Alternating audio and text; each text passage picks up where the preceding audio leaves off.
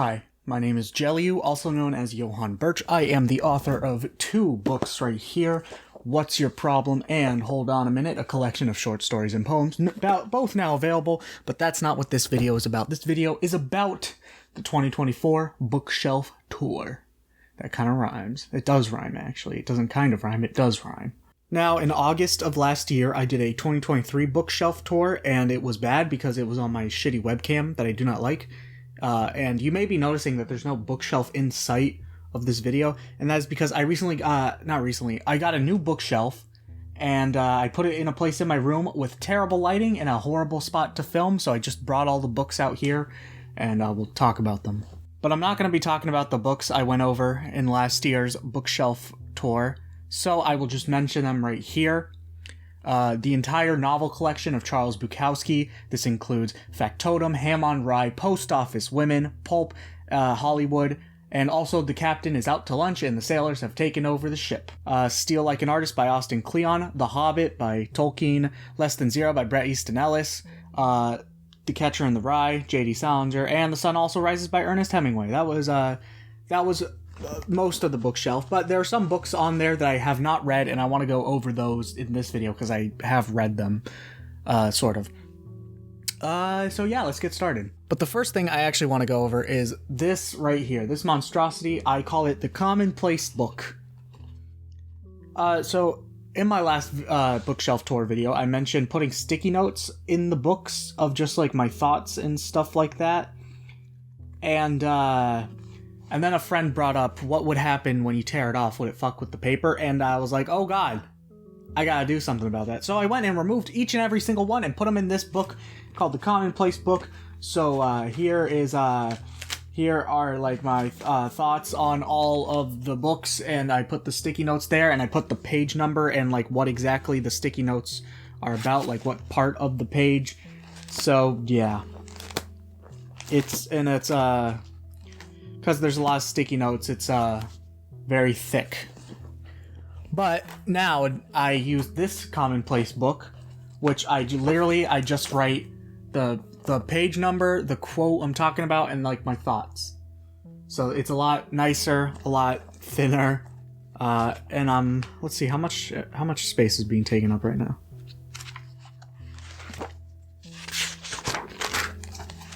I have this much filled out. I don't know if you can see that well.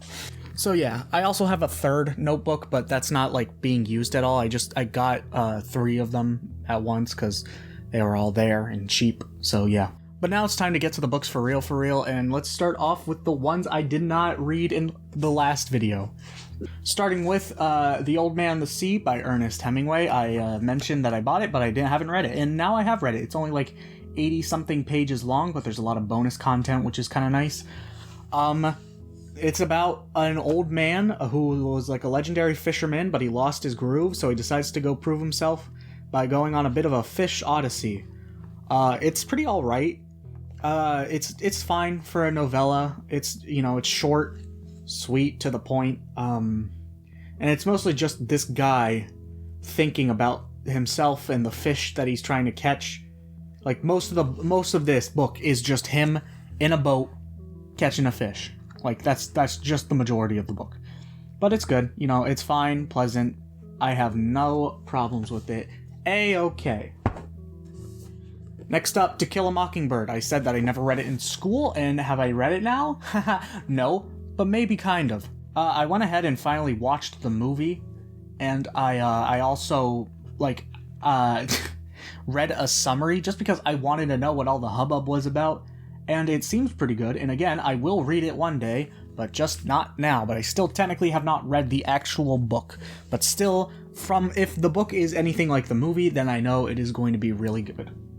Next, Of Mice and Men. I also found this on sale at Barnes & Noble, and I just sort of bought it. This one I did read because it's short. I read it in school, but I reread it recently.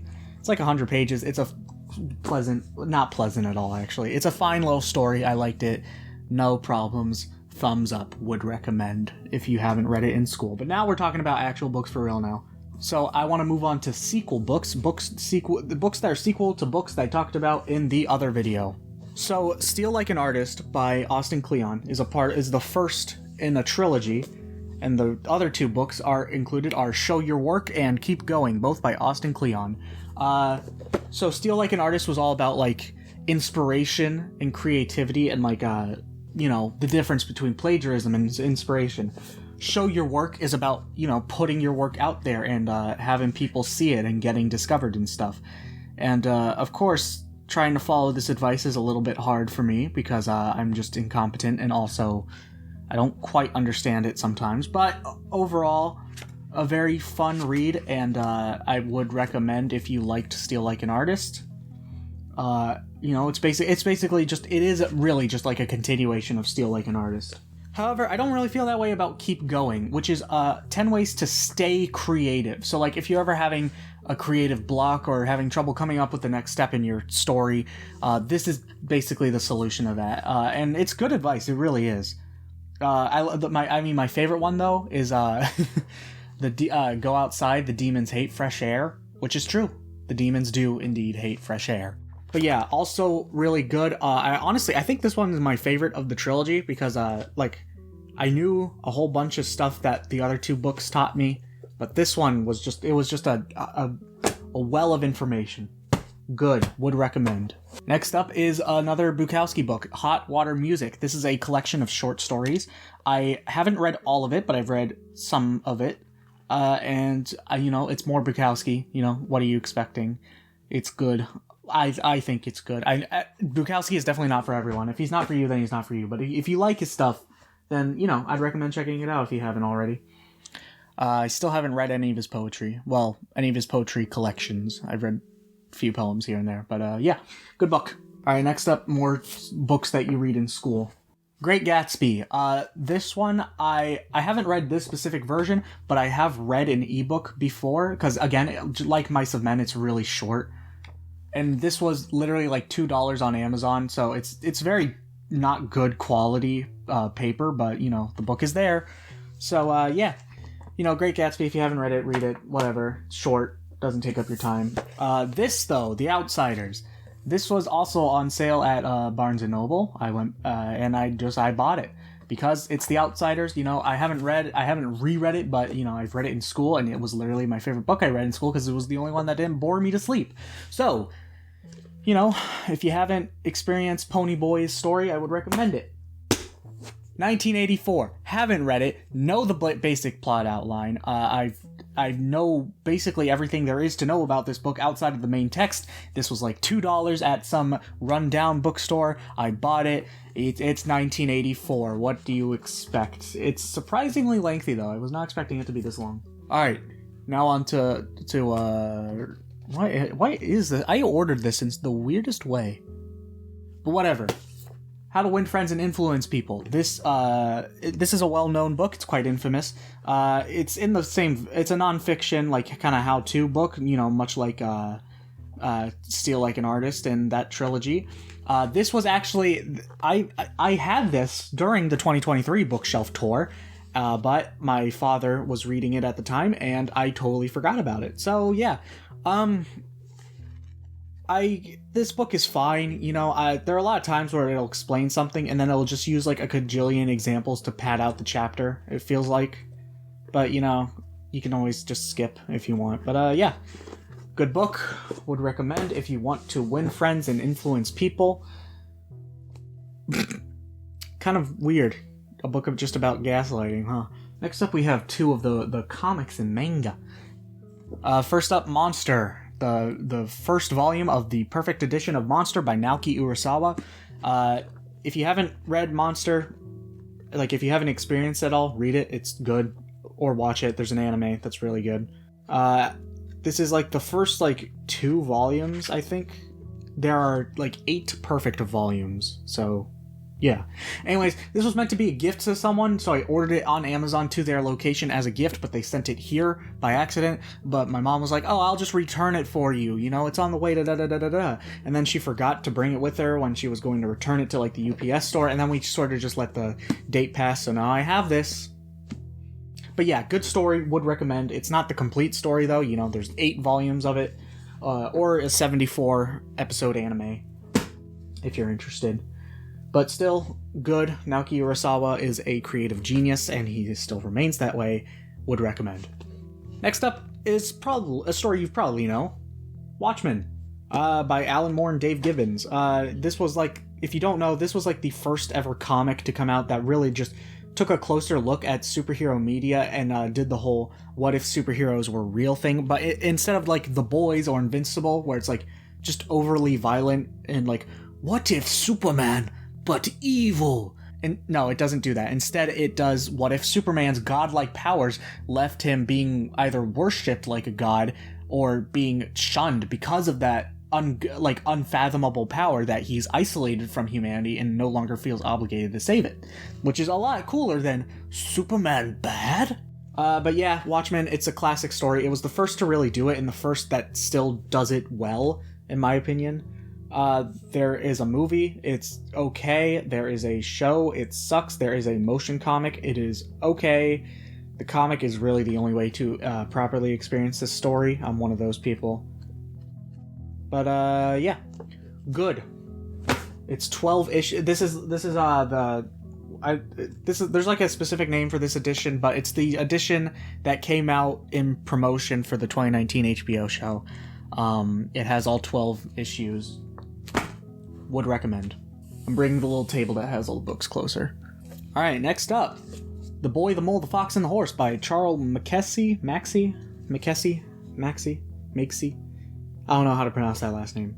Maxey. But it's a pleasant, quaint little storybook. You know, it's I don't know if you can see it, but there's like a story. There's like a little picture, and then there's like a little lesson with the picture, and every page is kind of its own like isolated little story. And you know, it's just a pleasant, fun little time. You can read this all in like an hour, and it's real heartwarming. You know, it's definitely meant for kids, but I still have it. There's an animated short film that won Best Animated Short Film at the 2023 Academy Awards, but I'm not that. I don't feel as good about that animated short film because I don't know. I feel like it's missing the point with the pacing of this book, but whatever. Good, would recommend to a child. This next one, I would not recommend to a child. Stoner by John Williams. This is my second favorite book of all time. It is a 10 out of 10 masterpiece. If you have interest in literature at all, I would recommend this book. If you have interest in philosophy or academics at all, I would recommend this book. If you like anything, I would recommend this book. I recommend this book. I think you should read it. It details the life of William Stoner, who is an English professor at the University of Missouri, and it's just about his life. It is boring, it is slow, it is quiet, and it is delightful. With every victory in Stoner's life, there also comes a failure. He pursues a career that he wants in the Department of English. He pursues a PhD in English, but his parents, who originally sent him off to college for agriculture, kind of just never talk to him again. They rarely talk to him again, you know? He marries a person, but they got married too early and they end up being bad for each other. And I'm not going to spoil anymore because that was the first 3 chapters. I'm not going to spoil anymore. This book is actually a masterpiece. Would recommend. For a long time, it got me thinking in like a really good way. Got me thinking. Next up, Into the Wild by John Krakauer. Into the Wild, if you know, you know. This details the life of Chris McCandless, a person who decided to live off the land in the Alaskan wilderness, but ended up starving to death like a fucking idiot. But yeah, it details his whole little journey, because he didn't just go straight to Alaska. He sort of journeyed around the world first. But yeah, it's good. I liked it. It's a really good like recounting of events for someone who wasn't present for them, you know. The actual author of this book wrote like an article for a newspaper about McCandless, and then like McCandless's story just sort of captivated him. So yeah, good book, like an 8 out of 10. It's a short read, you know, and yeah, would recommend. Next up is the big boy book, House of Leaves by Mark Z. Danielewski. I don't know if this is going to come out before, but I made a video talking about my thoughts on this book because I finished it recently. Yeah, it's very interesting. If you know, you know. It plays with the words a lot. I'll put a picture on screen of how it does that. And it's about a house that is bigger on the inside and a family that moved into the house not knowing, and like horrors that unfold from it. But there's also a meta-narrative, and there's another meta-narrative, and then there's like a bunch of other stuff, and yeah. It's a very wild ride. But my main problem with it is that the ending was kind of underwhelming, and there are a lot of things that just do not need to be in this book. This book is way longer than it needs to be. There's also a 200-page appendix at the back, and you'll see those little pink things. Those are just like little things I put around the page to indicate when the appendix starts and whatnot. But yeah, overall, I think it is just okay. I think this is an okay book. I do not think it is the scariest thing ever made. I do not think it is a life-changing experience, but it was a fun ride. I do not regret reading it. I still think Less Than Zero by Bret Easton Ellis is a much more terrifying book. Let's see. Okay. Oh my god, we're almost done. But first, over to the side here. Alright, next is the book I'm currently reading. I'm currently reading Butcher's Crossing by John Williams, same guy who wrote Stoner. This came out before and is in a completely different genre. It is a Western. So far, I'm not that far into it. I'm on chapter 4. But so far it's really good. It has everything that I like about John Williams. It is about a man who, much like Chris McCandless, it's about a man who left 3 years at Harvard behind to go to Butcher's Crossing, Kansas, or is it Colorado? Kansas or Colorado? Or no, they're going to Colorado. Anyways, he joins a hunting party to go hunt a bunch of buffalo, and I heard that it just takes a really wrong turn from there. And I've heard that this is a really good book, and I don't doubt it because it's by the same guy who wrote Stoner. But I do hear Stoner is his best work. Also, it was made into a movie starring Nicolas Cage, which I will watch when I'm done with this book. But so far, I can't give any opinions on it because I'm currently reading it. Alright, next up we have the unread books, which there are 1, 2, 3, 4, 5, 6, 7, 8 of. First of all are the gift books. These are all books that I was gifted. We have Man's Search for Meaning by Viktor E. Frankl. It's about a guy who survived the Holocaust in World War II, and he realized a bunch of things by observing other people, and that was ways to just like keep going on. It's how he found a motivation for living. You know, how he found the will to keep going on. And this entire book is just sort of that. Just talking about, man's search for meaning. I've read a good amount. Haven't finished it. I sort of just dropped it because I got a bunch of other books right there. But I will finish reading it one day. It's fine. I'm not really into books that are like self-help like that. But, it was a gift from my uncle. And I don't want to, disappoint. I want to at least read it a little bit. And, it seems somewhat interesting. I still have the gift receipt in here. Yeah. Hi, Johan. I sometimes think about our chats the last time we saw each other. I discovered this book and thought it had a lot of amazing insights, so I wanted to share it with you. Life is nuts, but also amazing. From, and then the person's name, who I'm not going to name just out of respect for their privacy. Next up, The Art of War by Sun Tzu. If you know what this is. I don't need to explain what The Art of War is. But yeah, this book seems real short. I'll probably read it within the span of like a week. 90 pages. Yeah, I can definitely do this. But it's The Art of War. I'm a little interested in learning tactics. Maybe it'll help me with my playthrough of Unicorn Overlord, or whatever Fire Emblem I play next, or Final Fantasy Tactics when I get back to it. So yeah. It's The Art of War by Sun Tzu. I read the introduction, and it was really funny, because it was just like a Chinese emperor asking Sun Tzu to prove his skills. And like he killed like 5 women, and the Chinese warlord was like, alright, I believe you. So yeah. Next up, The Creative Act, A Way of Being by Rick Rubin. This book seems long, bro. But I've heard a lot of things about it. A lot of people have heard a lot of things about it. And when my mom was shopping on Amazon for books to gift me for Christmas, this kept being recommended, so she got this for me. I know nothing about it. I have yet to read it. I will read it one day, I guess. But it seems interesting. The creative act, being creative is something I enjoy. So I will look forward to that. Alright, sorry, I got some text. Next up, Looking for Alaska by John Green. I've heard this name before. This is the guy who wrote, like, Fault in Our Stars or something, right? Yeah, the person who wrote Fault in Our Stars also wrote this, but it has Alaska in the name, so I guess I got it. I'll read it when I read it. Next up, The Alchemist by Paulo Coelho. I don't know how to pronounce names anymore. Coelho.